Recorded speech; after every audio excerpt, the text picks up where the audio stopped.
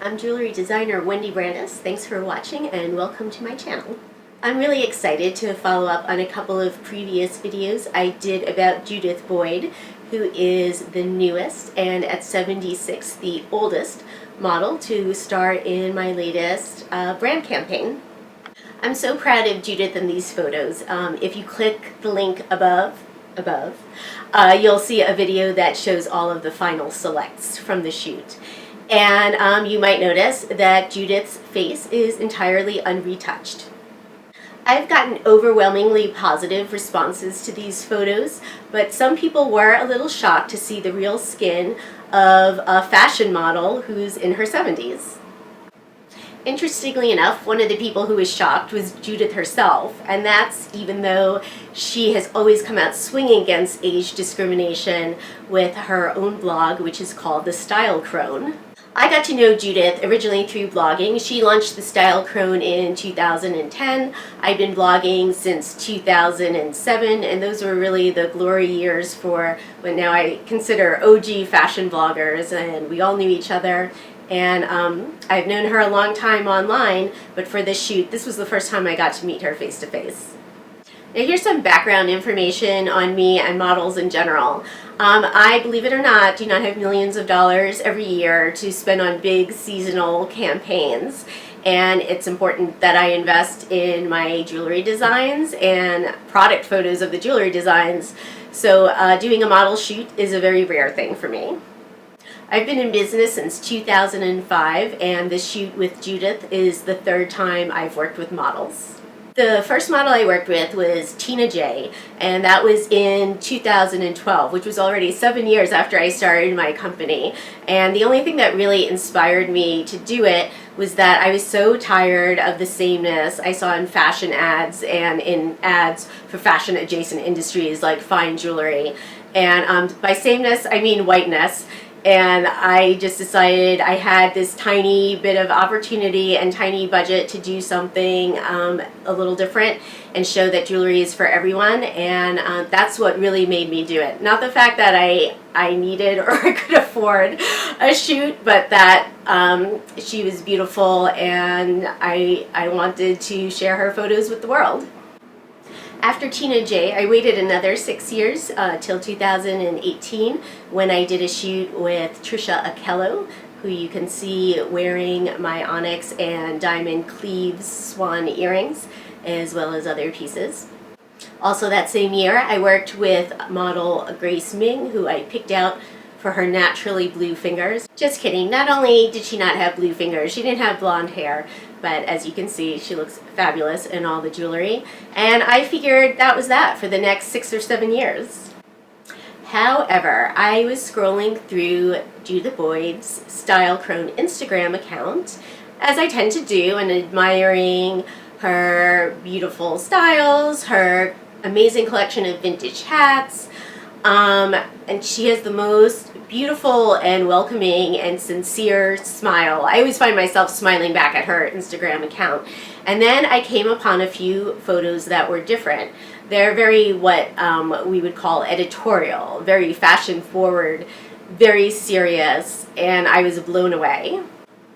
The Judith I saw in those pictures seemed to me not just beautiful, but majestic, regal, even, I told her this, even monumental. It was just so striking to me, and my jewelry is inspired by real life, historical, powerful, and often royal women. And I said to myself, forget this normal 6 or 7 year lag.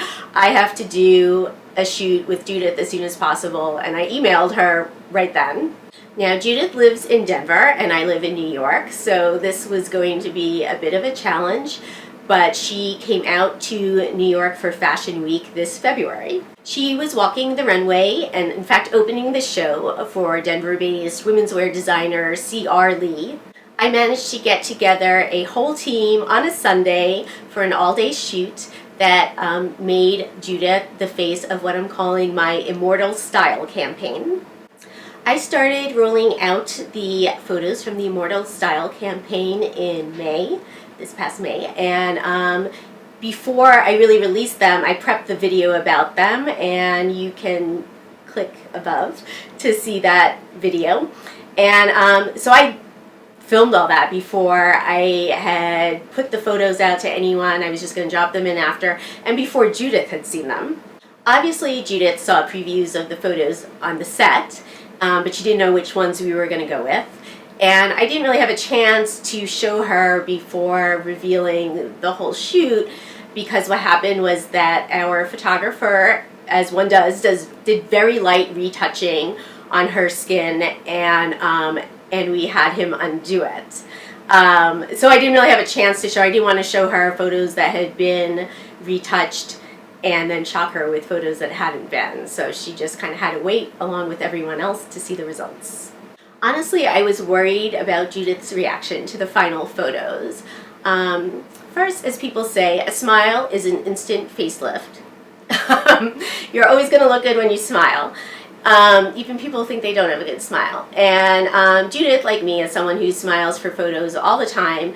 And when someone like us sees a candid shot, or a shot where we're looking straight into the camera, I mean, it's shocking. I'm always shocked and appalled. It's just not how you ever see yourself. So imagine you're usually a smiley person, but now all of a sudden you're a jewelry model staring directly and fiercely into a camera, up close and personal, no filters, no retouching. You know, nowadays regular people, you know who you are, use Instagram filters rather than present an unfiltered image of themselves to the world.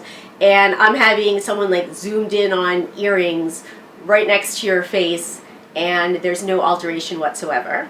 Of course, after the photos came out, I was in touch with Judith by text and email, asking her how she felt, and she's such a nice person, and she was like, they're beautiful. I'm like, come on, tell me how you really feel. And she finally said that it did take her a couple days to overcome what she called her inner ageist and see the beauty that I saw in the photos.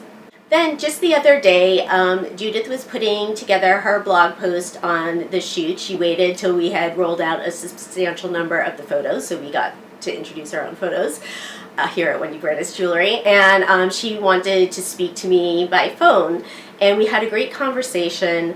To me, it was everything that was in my mind anyway, and I felt that I had, you know, said it to her and explained to her what I saw in her, but it's different when you're talking with someone more directly and you hear their tone of voice, and I just felt it was such a happy conversation.